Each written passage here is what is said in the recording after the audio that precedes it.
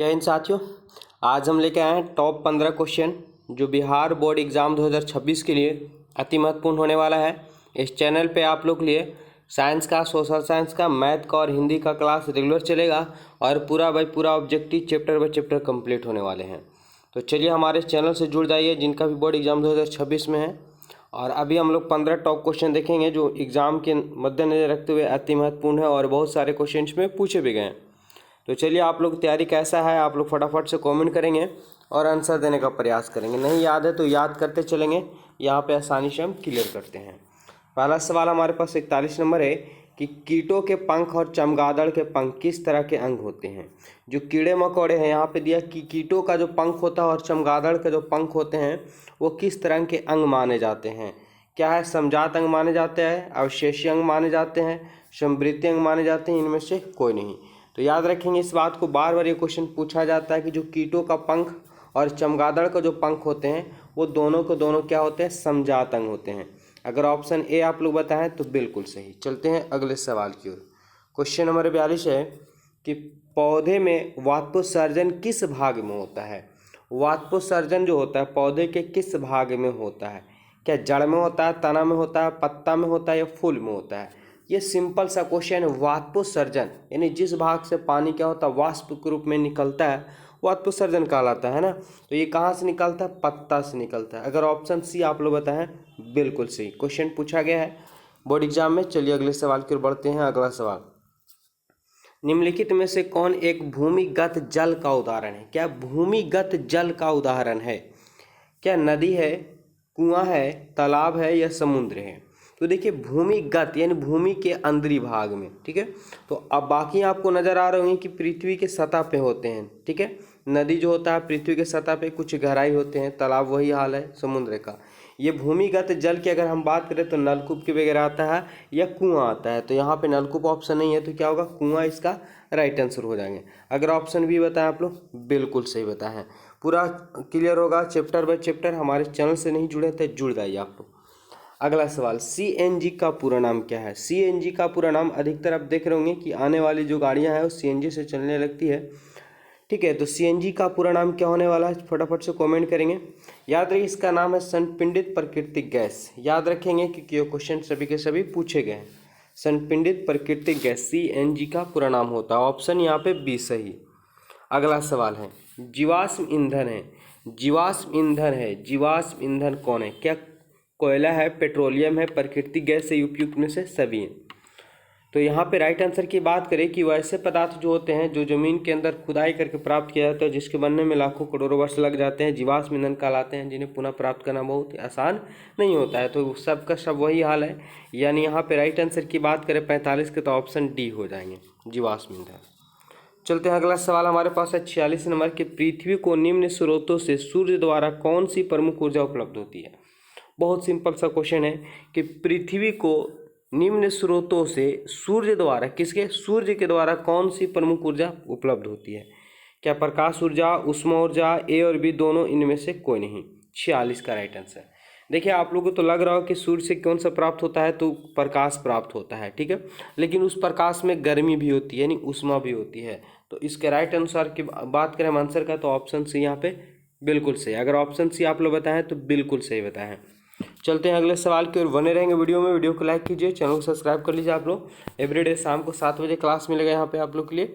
आगे बढ़ते हैं। सवाल है हमारे पास कि किसी धारावाही परिनालिका के भीतर सभी बिंदुओं पर चुंबकीय क्षेत्र। किसी धारावाही परिनालिका आप जानते होंगे है ना कि एक रड पे ऊपर से क्या कर दिया जाता है, कॉइल लपेट दिया जाता है तो परिनालिका बन जाती है। तो यहाँ पे कि किसी भी धारावाही परिनालिका के भीतर, ठीक है, बिंदुओं पर चुंबकीय क्षेत्र का मान क्या होता है। क्या समान होते हैं, असमान होता है, कोई निश्चित नहीं, इनमें से कोई नहीं। 47 नंबर। याद रखेंगे कि किसी भी धारावाही परिनालिका के भीतर जो सभी जगह पे चुंबकीय क्षेत्र का मान होते हैं वो समान होते हैं। क्या होते हैं, समान होते हैं। ऑप्शन की बात करें, ऑप्शन यहाँ पे ए करेक्ट आंसर हो जाएंगे। खोखले धातु पे कॉपर का तार लपेटने से परिनालिका बनता है। अगला सवाल, फ्राइडे ने बहुत से क्रांतिकारी खोज किए, जिसमें से यानी फ्राइडे क्या खोज किए हैं ये बताएं। तो फ्राइडे बहुत से खोज किए, लेकिन यहाँ पे ऑप्शन के अनुसार पता है कि जिस चीज़ के खोज से क्रांति आ गया, ठीक है, तो वो क्या है। क्या विद्युत चुम्बकीय प्रेरण है, विद्युत अपघटन के नियम हैं, ए और बी दोनों हैं, इनमें से कोई नहीं। तो फ्राइडे ने बहुत से क्रांतिकारी खोज किए, जरा बताइए इनमें से क्या होंगे। याद रखेंगे कि विद्युत चुम्बकीय प्रेरण का खोज भी क्या किया, फ्राइडे, और विद्युत अपघटन के नियम का भी खोज किया किसने, फ्राइडे ने। आप विद्युत चुम्बकीय प्रेरण जान रहे होंगे कि जिससे मोटर वगैरह बनाया गया है, और विद्युत अपघटन की क्रिया से जितने भी लोहा के जो पदार्थ होते हैं, एल्युमिनियम स्टील होते हैं, जिन पे ऊपर से लेप चढ़ाया जाता है, तो उसके अपघटन के माध्यम से किया जाता है। तो बहुत ही ज़्यादा लाभदायक हुआ था। आगे, प्रत्यावर्ती धारा की आवृत्ति होती है, यानी कितनी होती है। क्या प्रत्यावर्ती धारा, जिसको अल्टरनेटिव करंट शॉर्ट में एसी करंट भी बोला जाता है। तो प्रत्यावर्ती धारा की आवृत्ति कितनी होती है, 49 नंबर सवाल का आंसर। आप लोग चार्जर वगैरह खरीदते होंगे तो वहाँ पे लिखा रहता है 50 हर्ट्ज। क्या चार्जर पे आप लोग देखेंगे तो बिल्कुल लिखा रहेगा 50 हर्ट्ज। ये क्या होता है, प्रत्यावर्ती धारा की आवृत्ति होती है, 220 वोल्ट, ठीक है, और 50 हर्ट्ज लिखा रहेगा, आप लोग गौर कीजिएगा। आगे बढ़ते हैं, अगर ऑप्शन सी बताएं तो बिल्कुल सही। आगे चलते हैं, क्वेश्चन नंबर हमारे पास है 50 नंबर। अगर सुई चुंबकीय धारावाही तार के ऊपर हो, यदि सुई जो है, सुई क्या है, चुंबकीय धारावाही तार के ऊपर हो और विद्युत धारा दक्षिण से, कहाँ से, दक्षिण से उत्तर की ओर प्रवाहित हो, तो सुई का उत्तरी ध्रुव किस ओर विक्षेपित होगा। वेरी वेरी इंपॉर्टेंट क्वेश्चन है, याद रखेंगे। अगर हम बात करें इसमें, तो ये बोल रहा है कि अगर सुई चुंबकीय धारावाही तार के ऊपर हो और विद्युत धारा दक्षिण से, कहाँ से हो, दक्षिण से उत्तर की ओर हो, तो प्रवाहित हो, तो चुंबकीय का उत्तरी ध्रुव किस ओर विक्षेपित हो जाएगा। याद रखेंगे किस ओर विक्षेपित होता है, तो ये पूर्व की ओर विक्षेपित हो जाता है। ऑप्शन की बात करें, ऑप्शन यहाँ पे बी हो जाएंगे, दक्षिण से पूर्व की ओर हो जाता है। आगे, आयामी वृद्धि होने पर मानव नेत्र में संवेदन क्षमता घट जाती है, यह दोष कहलाता है। क्या आयामी वृद्धि होने पर मानव में संवेदन क्षमता घट जाती है। आयामी यानी जब व्यक्ति का उम्र बढ़ता है तो मानव की संवेदन क्षमता घट जाती है और एक दोष उत्पन्न होता है, उस दोष को क्या कहते हैं, ठीक है। याद रखेंगे, यह कहलाता है जरादृष्टा दोष, जरादृष्टा दोष कहलाता है। ऑप्शन की बात करें, ऑप्शन यहाँ पे डी करेक्ट आंसर हो जाएंगे। संवेदन क्षमता घट जाने से जो दोष उत्पन्न होती है वो जरादृष्ट है ना, दृष्टा दोष कहलाता है। संवेदन क्षमता वही होती है जो किसी भी वस्तु को, दूरी को, यानी अपनी आँख की सिलेरी पेशियों को घटाकर या बढ़ाकर के दूर या नज़दीक की वस्तु को साफ साफ देखने की घटना होती है। अगला क्वेश्चन है 52 नंबर की, दोष रहित नेत्र 25 सेमी और अनंत के बीच रखी वस्तु को आसानी से देख पाता है, इसके बीच की दूरी को कहते हैं। तो वेरी वेरी इंपॉर्टेंट क्वेश्चन है कि मानव दोष रहित नेत्र जो 25 सेंटीमीटर से अनंत दूरी तक की वस्तु को आसानी से देख पाता है, तो इनके बीच की दूरी को क्या कहा जाता है। क्या दृष्टि परिसर कहा जाता है, अनंत बिंदु परिसर कहलाता है, निकट बिंदु परिसर कहलाता है, इनमें से कोई नहीं। 52 नंबर सवाल का याद रखेंगे कि 25 सेंटीमीटर से लेकर के अनंत दूरी तक वस्तुओं को देख पाता है, वह दृष्टि परिसर कहलाता है। क्या, दृष्टि परिसर कहलाता है। ऑप्शन ए, अगर ऑप्शन ए आप लोग बताएं तो बिल्कुल सही बताएं। ऐसे स्पष्ट दृष्टि की न्यूनतम दूरी 25 सेंटीमीटर होता है, याद रखेंगे। क्वेश्चन बार बार पूछे जाते हैं। अगला सवाल है, मृत्यु के बाद कितने घंटे के अंदर नेत्र निकाल लेना चाहिए। आप लोग सुने होंगे बहुत कि मानव मर जाते हैं लेकिन वह आँख है ना, किडनी, बहुत से अंग को क्या कर दिया जाता है, दान कर दिया जाता है। तो कितने समय तक के वो सभी जो बॉडी में अंग पाए जाते हैं वो जीवित रहते हैं। तो यहाँ पे बात है फिलहाल आँख का, तो नेत्र कितने समय, मृत्यु के कितने समय तक के जीवित रह सकता है, नहीं ठीक ठाक रहता है। तो ये होता है 4 से 6 घंटे के भीतर आँख को अगर डोनेट कर देना चाहिए तो वो दूसरे के लिए लाभदायक हो सकता है।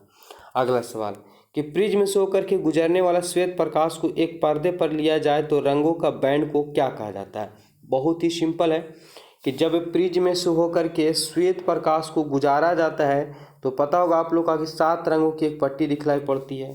तो यहीं पे पूछा है कि प्रकाश का एक पर्दे पर लिया जाए तो रंगों का बैंड क्या कहलाता है, ये बैंड क्या कहलाता है।